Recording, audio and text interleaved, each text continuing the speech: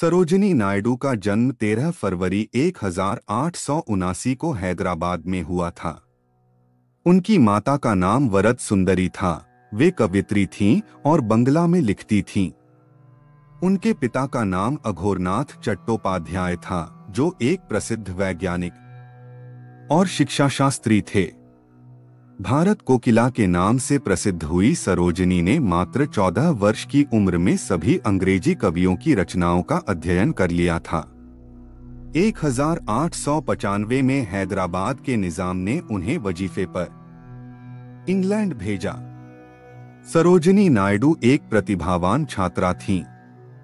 उन्हें इंग्लिश, बंगला, उर्दू, तेलुगु और फारसी भाषा का अच्छा ज्ञान था। सरोजिनी का 19 साल की उम्र में सन 1898 में डॉ. गोविंद राजालू नायडू से विवाह हुआ। उन्होंने घर पर ही अंग्रेजी का अध्ययन किया और 12 वर्ष की आयु में मैट्रिक पास की। वे अपनी शिक्षा पूरी नहीं कर सकीं, परंतु अंग्रेजी भाषा में काव्य सृजन में वे प्रतिभावान रहीं। गीतिकाव्य की शैली में नायडू ने काव्य सृजन किया और 1905, 1912 और 1917 में उनकी कविताएं प्रकाशित हुईं। नायडू के राजनीति में सक्रिय होने में गोखले के 1906 के कोलकाता अधिवेशन के भाषण ने महत्वपूर्ण भूमिका निभाई। उन्होंने भारतीय समाज में फैली कुरीतियों के लिए भारतीय महिलाओं को जागृत किया। भारत की स्वतंत्रता के लिए विभिन्न आंदोलनों में सहयोग दिया। काफी समय तक वे कांग्रेस की प्रवक्ता रहीं। जलियांवाला बाग हत्याकांड से क्षुब्ध होकर उन्होंने 1908 में मिला कैसर-ए-हिंद सम्मान लौटा दिया था। भारत छोड़ो आंदोलन में उन्हें आगा खां महल में सजा दी गई। वे उत्तर प्रदेश की पहली महिला राज्यपाल बनी। एक कुशल राजनेता होने के साथ साथ वे अच्छी लेखिका भी थीं।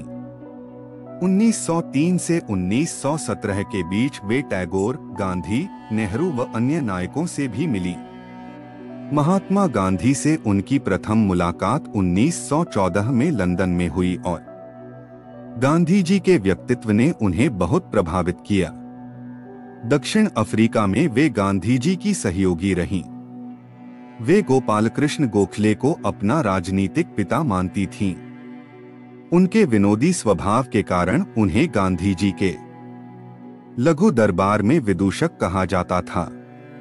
एनी बेसेंट और अयर के साथ युवाओं में राष्ट्रीय भावनाओं का जागरण करने हेतु उन्होंने 1915 से 18 तक भारत भ्रमण किया। 1919 के सविनय अवज्ञा आंदोलन में वे गांधी जी की विश्वसनीय सहायक थीं। होम रूल के मुद्दे को लेकर वे 1919 में इंग्लैंड गईं। 1922 में उन्होंने खादी पहनने का व्रत लिया। 1922 से 26 तक वे दक्षिण अफ्रीका में भारतीयों के समर्थन में आंदोलनरत रहीं और गांधी जी के प्रतिनिधि के रूप में 1928 में अमेरिका गईं। सरोजिनी नायडू ने गांधी जी के अनेक सत्याग्रहों में भाग लिया और भारत छोड़ो आंदोलन में वे जेल भी गईं। 1925 में वे भारतीय राष्ट्रीय कांग्रेस के कानपुर अधिवेशन की प्रथम भारतीय महिला अध्यक्ष बनी। वे उत्तर प्रदेश की गवर्नर बनने वाली पहली महिला थीं। वे भारत कोकिला के नाम से जानी गईं। नायडू ने कानपुर कांग्रेस अधिवेशन के अध्यक्षीय भाषण के समय कहा था, भारतीय राष्ट्रीय कांग्रेस को सभी को जो उसकी परिधि में आते हों एक आदेश देना चाहिए कि केंद्रीय और प्रांतीय विधानसभाओं में वे अपनी सीटें खाली करें और कैलाश से कन्याकुमारी तक, सिंधु से ब्रह्मपुत्र तक एक गतिशील और अथक अभियान का श्री गणेश करें। चुनाव के बाद जब तुम्हारा भव्य अभिनंदन किया जा रहा था तो तुम्हारे चेहरे को देखते देखते मुझे लगा मानो मैं एक साथ ही राजतिलक और सूली का दृश्य देख रही हूं। वास्तव में कुछ परिस्थितियों और कुछ अवस्थाओं में ये दोनों एक दूसरे से अभिन्न हैं और लगभग पर्यायवाची हैं। नायडू द्वारापन। नेहरू को 29 सितंबर 1929 को लिखे गए पत्र से उन्होंने भारतीय महिलाओं के बारे में कहा था, जब आपको अपना झंडा संभालने के लिए किसी की आवश्यकता हो और जब आप आस्था के अभाव से पीड़ित हों, तब भारत की नारी आपका झंडा संभालने और आपकी शक्ति को थामने के लिए आपके साथ होगी। और यदि आपको मरना पड़े तो यह याद रखिएगा कि भारत के नारीत्व में चित्तौड़ की पद्मिनी की आस्था समाहित है। सिर्फ 13 वर्ष की उम्र में उन्होंने 1300 पंक्तियों की कविता द लेडी ऑफ लेक लिखी थी। फारसी भाषा में एक नाटक मेहर मुनीर लिखा। The bird of time, the broken wing, Nilambuja, travellers song उनकी प्रकाशित पुस्तकें हैं।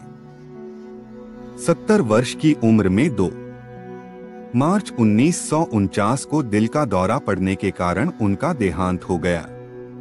स्वतंत्रता संग्राम में अहम भूमिका निभाने वाली सरोजिनी नायडू ने भारत को आजादी दिलाने के लिए कड़ा संघर्ष किया था।